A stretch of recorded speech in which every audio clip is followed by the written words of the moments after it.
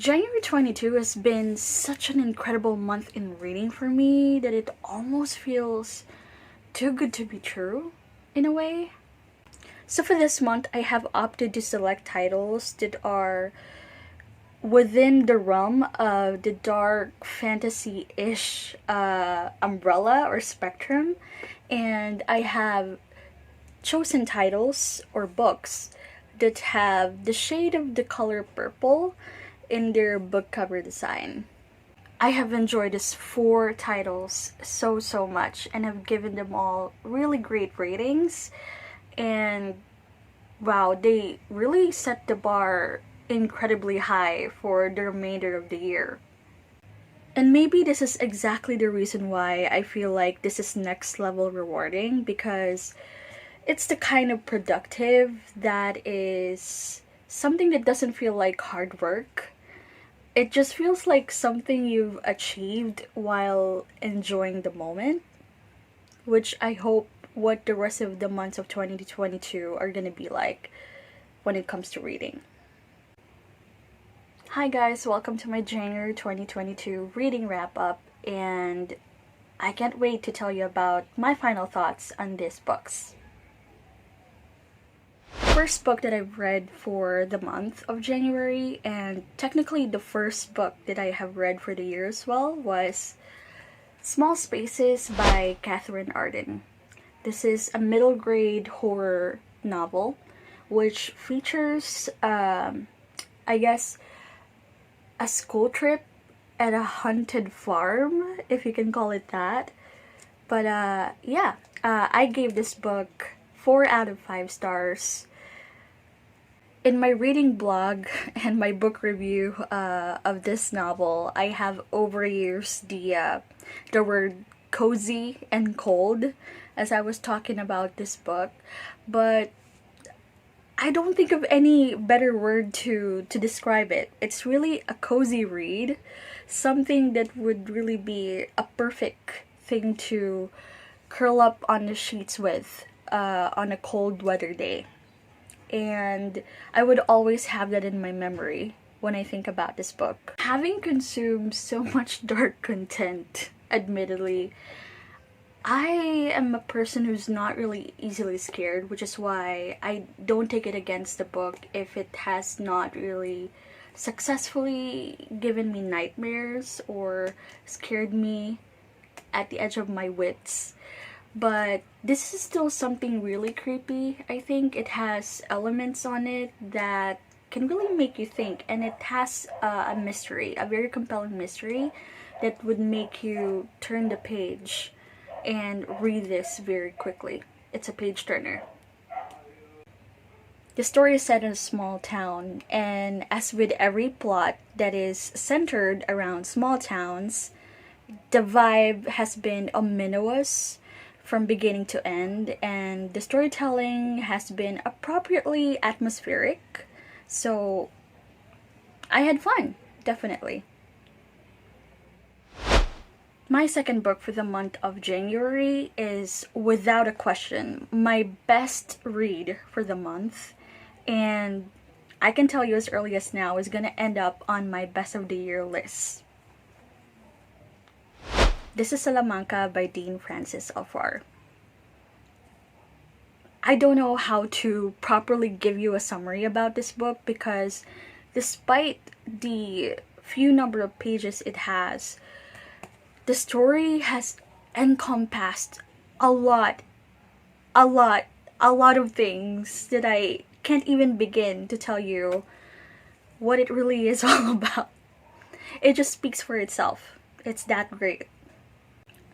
Alright, hold on. I think I'm just gonna read to you a little bit of what's at the back, because I think this is such a good prelude to what's waiting for you, because it tells you what to expect, but at the same time, it still does not prepare you enough for the greatness inside this book. It says here that this novel is about the sorcery wrought by love, lust, and literature, friendship, family, and the Filipino nation. Salamanca is such a terrific example of how an author can successfully and seamlessly steal my heart and win me over on the sheer power and brilliance of good storytelling. The characters are unlikable, but have multifaceted complexities that are so fascinating to examine and think about. And even the plot progression is so whimsical, but the language and the way it unfolded and the way the story was executed just leaves me in so much awe. Discovering an excellent writer is always one of the best feelings in the world, and I am so excited to read more of Dean Francis Alfar. Salamanca made me so proud of our Filipino literature scene beyond words. In some way, Salamanca has also made me feel guilty for not paying enough attention to our Filipino writers, and this makes me so hopeful and incredibly excited for so much more that I would discover. Since Salamanca is a book that I'm really dying for everyone to read and experience, and the best that I could do for now, other than being loud about it on this channel with very few subscribers, I am opening a giveaway for a free brand new copy of this book to one viewer of this video. I don't have a lot of subscribers. But yeah, if you stumbled on this video and if you're interested to know why I love this book so much and what greatness is waiting for you inside this book, you don't have to subscribe. If you would like to subscribe, that'll be nice. I would appreciate it. But if you want to join this giveaway, please go ahead and comment down below with a Pinoy book recommendation that you think I would enjoy. Any kind of book written by a Filipino author that you enjoyed and loved as well. Let's talk and be loud about supporting our Filipino authors. I will be announcing the winner of this giveaway in a few days, probably after I post my February TBR. So please go ahead and comment. At this point, I don't even have to say it. Of course, I have given this book 5 out of 5 stars. I will give Salamanca 1,000,000 stars if I could. I love this book so much. The third book that I have read for the month is Dark and Deepest Red by Anna Marie McLemore.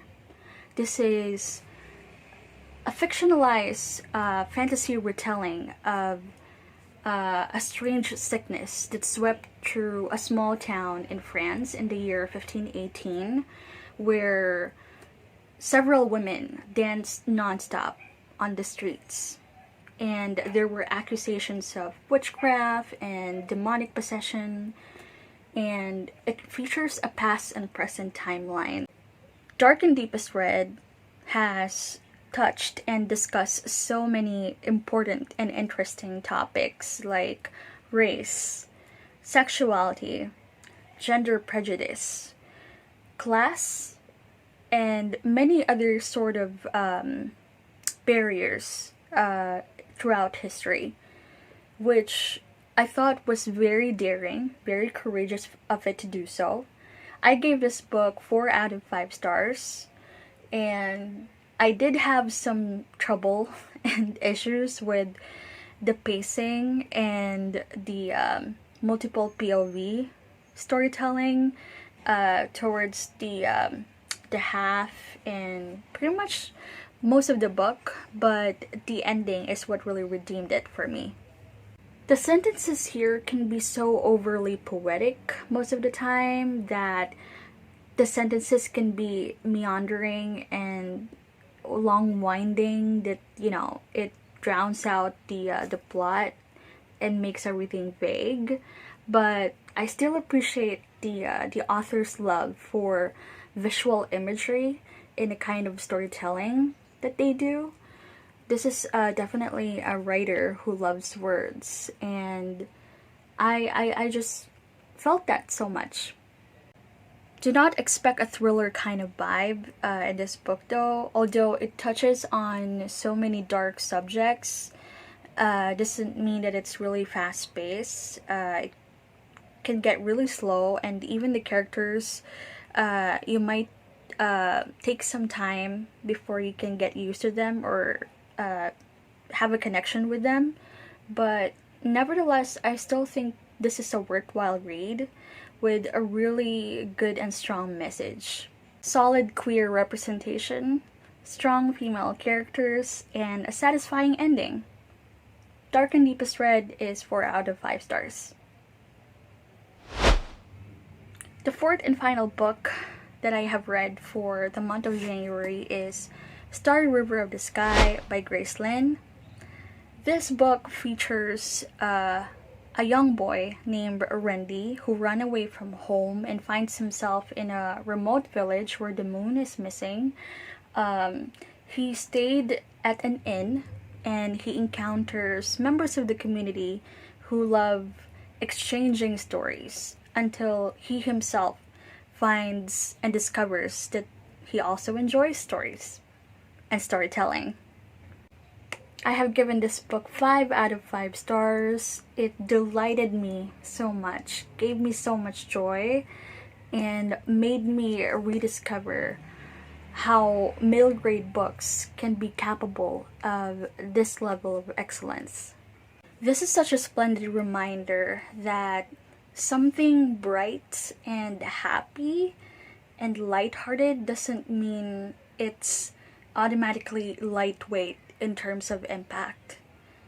It can be fresh and joyful and not overly dramatic, but still leave a lasting and deep impression on you as a reader.